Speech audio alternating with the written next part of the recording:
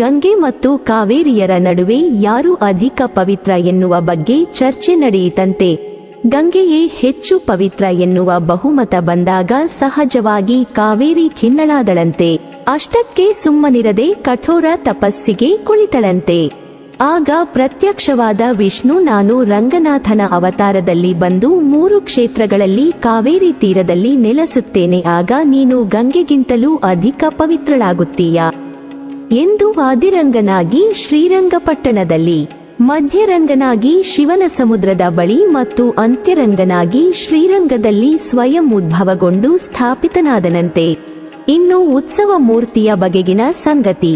ಬ್ರಹ್ಮನ ತಪಸ್ಸಿಗೆ ಮೆಚ್ಚಿ ಶ್ರೀರಂಗನಾಥ ಸ್ವಾಮಿ ವಿಶ್ವಕರ್ಮರು ನಿರ್ಮಿಸಿದ ತಮ್ಮ ಮೂರ್ತಿಯನ್ನು ಬ್ರಹ್ಮನಿಗೆ ದಯಪಾಲಿಸುತ್ತಾರೆ.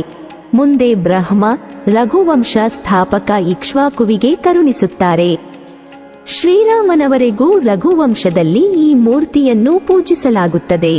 ರಾವಣ ಸಂಹಾರದ ನಂತರ ಅಯೋಧ್ಯೆಗೆ ಶ್ರೀರಾಮನ ಜೊತೆಗೆ ವಿಭೀಷಣನೂ ಬರುತ್ತಾನೆ. ಕೆಲ ದಿನಗಳ ನಂತರ ಲಂಕೆಗೆ ಮರಳುವಾಗ ಶ್ರೀರಾಮನು ಆ ಮೂರ್ತಿಯನ್ನು ವಿಭೀಷಣನಿಗೆ ಕೊಡುತ್ತಾನೆ. ಲಂಕೆ ತಲುಪುವವರೆಗೂ ಇದನ್ನು ಭೂಮಿಯ ಮೇಲೆ ಇಡುವ ಹಾಗಿಲ್ಲ ಎನ್ನುವ ನಿಯಮವಿರುತ್ತದೆ. ಆದರೆ ಶ್ರೀರಂಗದಲ್ಲಿ ಸಂಧ್ಯಾ ವಂದನೆಗೆ ಕುಳಿತಾಗ ಆ ನಿಯಮದ ಉಲ್ಲಂಘನೆಯಾಗಿ ಆ ಉತ್ಸವ ಮೂರ್ತಿ ಅಲ್ಲೇ ದಕ್ಷಿಣಾಭಿಮುಖವಾಗಿ ಸ್ಥಾಪಿತವಾಗಿ ಬಿಡುತ್ತದಂತೆ. ಹಿರಣ್ಯಗರ್ಭನ ಯೋಗವಿಧಿಯಲ್ಲಿ, ನಂತರ ಬಂದ ಪತಾಂಜಲಿ ಯೋಗವಿಧಿಯಲ್ಲಿ ಧಾರಣಕ್ಕೆ ಅತ್ಯಂತ ಮಹತ್ವ ಕೊಡಲಾಗಿದೆ. ಮನಸ್ಸನ್ನು ಒಂದು ಚಿತ್ರಣದ ಮೂರ್ತಿಯ ಮೇಲೆ ಕೇಂದ್ರೀಕರಿಸುವುದೇ ಧಾರಣ. ಸುಸ್ಥಿರತೆಯಿಂದ ಸುದೀರ್ಘ ಸಮಯದ ಧಾರಣದಿಂದ ಮನಸ್ಸಿನ ಕ್ಲೇಶಗಳು ದೂರವಾಗಿ ಶಾಂತಿ, ನೆಮ್ಮದಿ ನೆಲೆಸುತ್ತದೆ, ಸಮಸ್ಯೆಗಳಿಗೆ ಪರಿಹಾರ ಒದಗುತ್ತದೆ.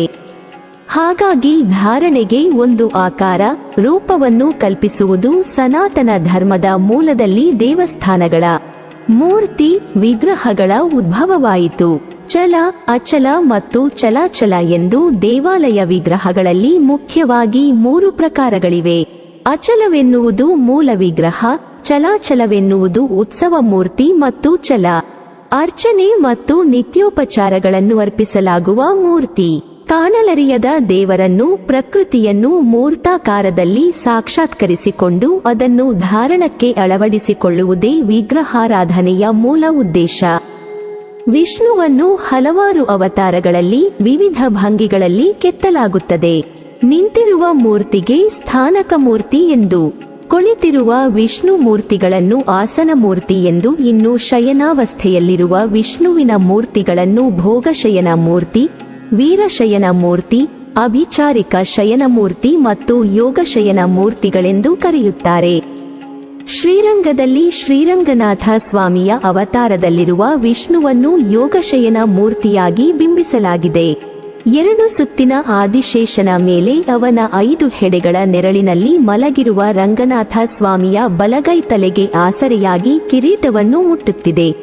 ಎಡಗೈ ಶರೀರದ ಉದ್ದಕ್ಕೆ ಚಾಚಿಕೊಂಡು ಹಸ್ತ ಕಟಕ ಮುದ್ರೆಯಲ್ಲಿದೆ. ಶಾಂತವಾದ ಅರೆ ಮುಚ್ಚಿದ ಕಣ್ಣುಗಳು ಸ್ವಾಮಿಯು ಯೋಗಾವಸ್ಥೆಯಲ್ಲಿರುವುದನ್ನು ಸೂಚಿಸುತ್ತದೆ. ಶಯನಮೂರ್ತಿಯ ಪಕ್ಕದಲ್ಲಿ ಭೃಗು ಮತ್ತು ಮಾರ್ಕಂಡೇಯರಿರುತ್ತಾರೆ. ಪಾದದ ಬಳಿ ಮಧು ಕೈಠಭರು ಹೊಂಚು ಹಾಕಿಕೊಂಡು ಕೂತಿರುವಂತೆ ಕಂಡುಬರುತ್ತಾರೆ.